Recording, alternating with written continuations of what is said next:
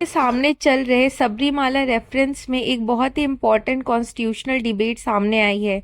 क्या Muslim women को mask में एंट्री का राइट है? इस हियरिंग के दौरान all India Muslim personal law board की तरफ से सीनियर एडवोकेट एमआर शमशाद ने कोर्ट को क्लियर पोजीशन दी। इस्लाम में विमेन के मॉस्क एंट्री पे कोई बैन नहीं है, लेकिन यहाँ एक इम्पॉर्टेंट डिस्टिंक्शन है। उन्होंने कहा कि विमेन को मॉस्क में आने की परमिशन है, लेकिन उनके लिए कॉन्ग्रीगेशनल नमाज अटेंड करना मैंडेटरी नहीं है। ये मैटर आर्टिकल 25 और 26 से जुड़ा हुआ है, यानी रिलीजियस फ्रीडम और रिलीजियस प्रैक्टिसेस का कॉन्स्टिट्यूशनल स्कोप। हियरिंग के दौरान chief justice of India Suryakant ने सीधा सवाल पूछा, क्या मुस्लिम वुमेन को मास्क में एंट्री अलाउड है?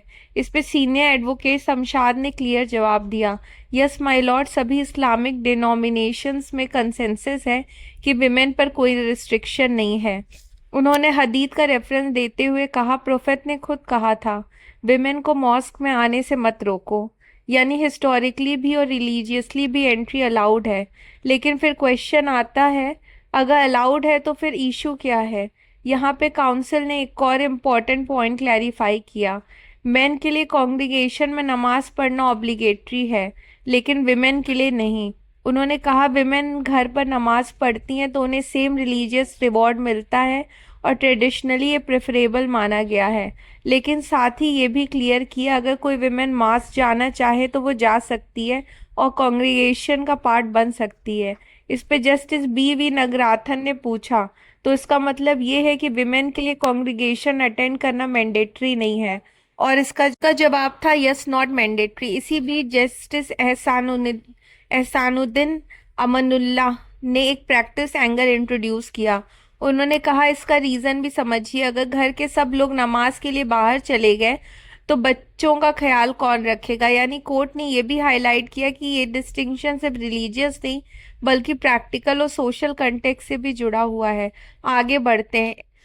AIMPLB यानी कि all India Muslim personal law board ने कुछ और डिमांड्स का अपोज किया, जैसे कि विमेन को मॉस्क के मेन डोर से एंट्री का राइट, या मुसल्ला में बिना बैरियर के मिक्स कॉन्ग्रीगेशन में नमाज पढ़ने का राइट। इस पे सीनियर एडवोकेट शमशाद ने कहा, ये पिटीशंस मॉस्क के अंदर सेंक्टम सेंक्टोरम जैसे कंसेप्ट इंट्रोड्यूस करने की कोशिश कर रही है, जबकि इस्लाम में ऐसा कोई कंसेप्ट नहीं है।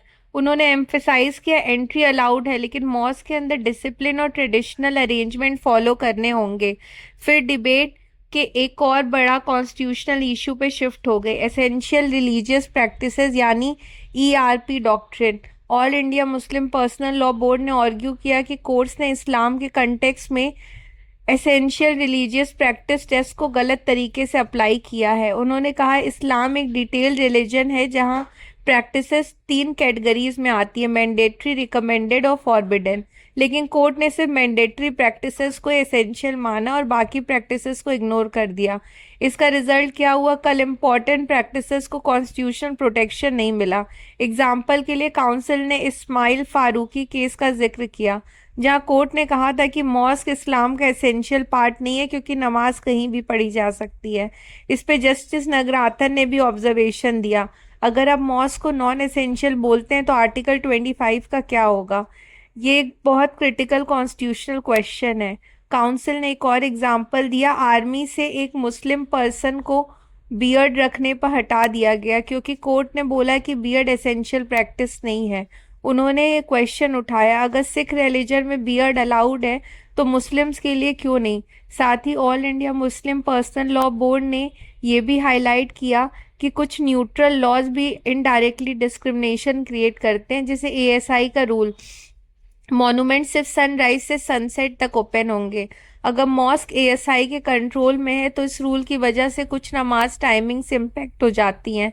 आखिर में ये पूरा मैटर एक बड़ी कॉन्स्टिट्यूशनल टेंशन को रिफ्लेक्ट करता है। क्या कोर्ट डिसाइड करेंगे कि रिलीजन में क्या एसेंशियल है, या फिर रिलीजियस कम्युनिटीज़ को अपनी प्रैक्टिस डिफाइन करने का राइट होगा? अब ये फैसला सुप्रीम कोर्ट के 9 जज कॉन्स्टिट्यूशनल बेंच को लेना है, जिसमें चीफ जस्टिस सूर्यकांत के साथ कई सीनियर जजेस शामिल हैं। इस केस का इम्पैक्ट सिर्फ विमेन एंट्री तक लिमिटेड नहीं रहेगा, बल्कि पूरे इंडिया में रिलीजियस फ्रीडम और एसेंशियल रिलीजियस प्रैक्टिस डॉक्ट्रिन का फ्यूचर को डिफाइन करेगा और सबकी नज़र में सुप्रीम कोर्ट के फाइनल जजमेंट पर। Please like share subscribe and don't forget to press the bell icon.